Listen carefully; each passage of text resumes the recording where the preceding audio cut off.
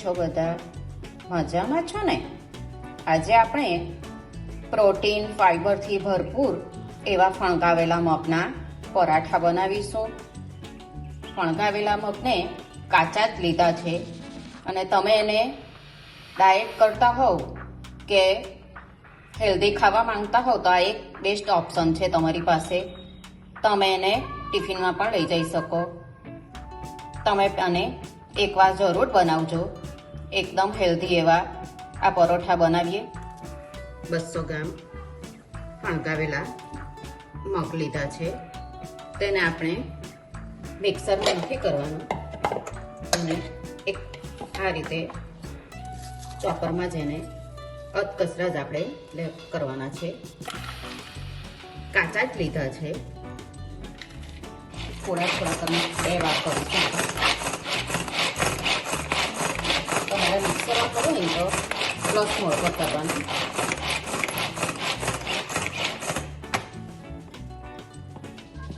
જો થઈ ગયા.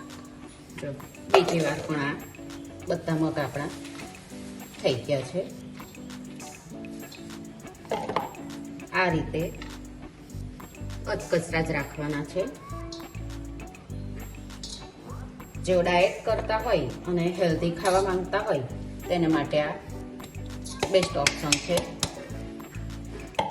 એક ચોપરમાં આપણે 2 મારે મોટી લસણની કળી છે, 2 મરચાં લીધા છે અને આદુનો એક મોટો ટુકડો છે. ધાણા લીધા છે 1/4 કપ છે. 1/4 કપ મેથીની ભાજી અને 1/4 કપ પાલક લીધી છે. આ ઓપ્શનલ છે.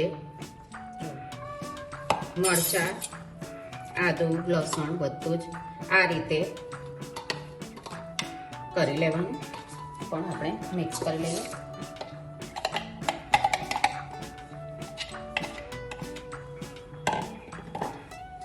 આપણે બધા મસાલા નાખી દઈશું. પછી લોટ લઈશું. 1 ચમચી લાલ મરચું પાવડર, 1 મોટી ચમચી ધાણા જીરું પાવડર, 1 મોટી ચમચી મીઠું છે, 1 નાની ચમચી હળદર, આમચૂર પાવડર છે 1 નાની ચમચી અને શેકેલા જીરાને અધકચરું વાટી લીધું છે અને નાની અડધી ચમચી હિંગ લીધી છે. આમાં આપણે બહુ મસાલા નથી લેવાના.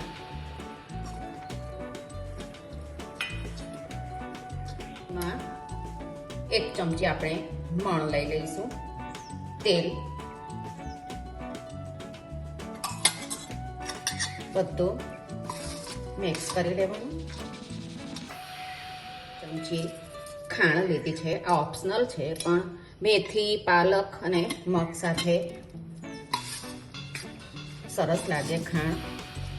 હવે 1 કપ ઘઉંનો લોટ છે ને થોડો આપણે મિક્સ કરીએ.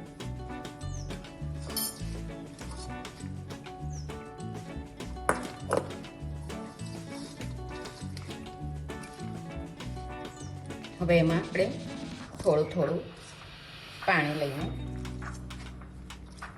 આપણે જે થેપલાનો પરોઠાનો લોટ બાંધીએ ને તે રીતનો જ બાંધવાનો.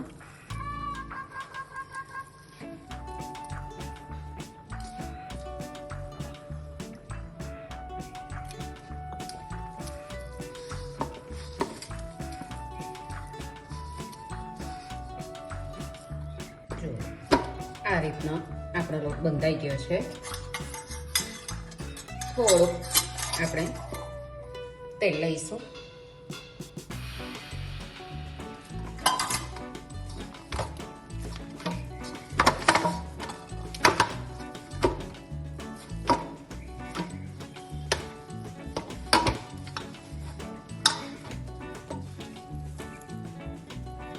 પાણીનો એકદમ જ ઓછી જરૂર પડી હતી કારણ કે આપણે ભાજી લીધી હતી અંદર.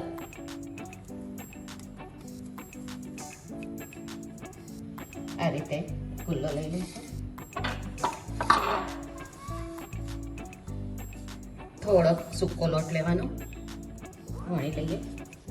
આ એકદમ આપણે પાતળી નથી કરવાની, કાચા જ મગ લીધા છે એટલે. અને પાતળી જો કરશું ને તો બરાબર શેકાશે નહીં.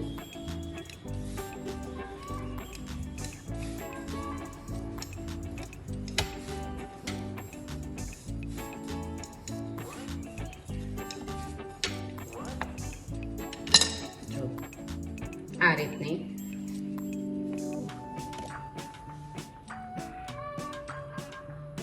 ચૂકાવી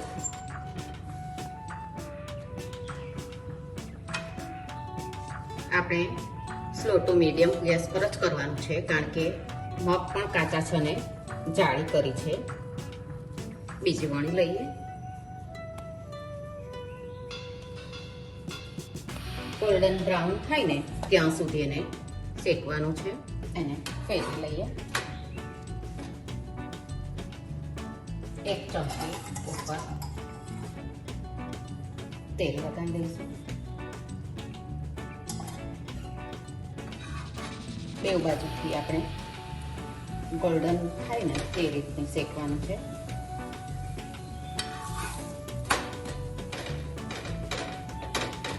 જો બે બાજુથી આ રીતની એકદમ સરસ બની ગઈ છે. આ રીતે ગોલ્ડન થવા દેવાની. બીજી શેકી લઈએ. પત્તા પરાઠા બની ગયા છે. મેં તેલમાં શેક્યા છે, તમે ઘી કે બટરમાં પણ આને કરી શકો. પરાઠા બનીને તૈયાર છે. મેં તેલમાં શેક્યા છે, તમે ઘી કે બટરમાં પણ આ શેકી શકો. મસાલા દહીં સાથે મેં સર્વ કર્યું છે. તમે રાયતું કે અથાણા સાથે પણ આને ખાઈ શકો. એકદમ હેલ્ધી છે. રાતના તમે ડિનરમાં લઈ શકો કે તમે ટિફિનમાં પણ આ બનાવીને લઈ શકો. બધાને જ ભાવે તેવા છે આ પરાઠા. તમે પણ બનાવજો અને મને કહેજો કે તમને આ પરાઠા કેવા લાગ્યા. આપણે પાછા મળીશું બીજી રેસીપી સાથે. આવજો.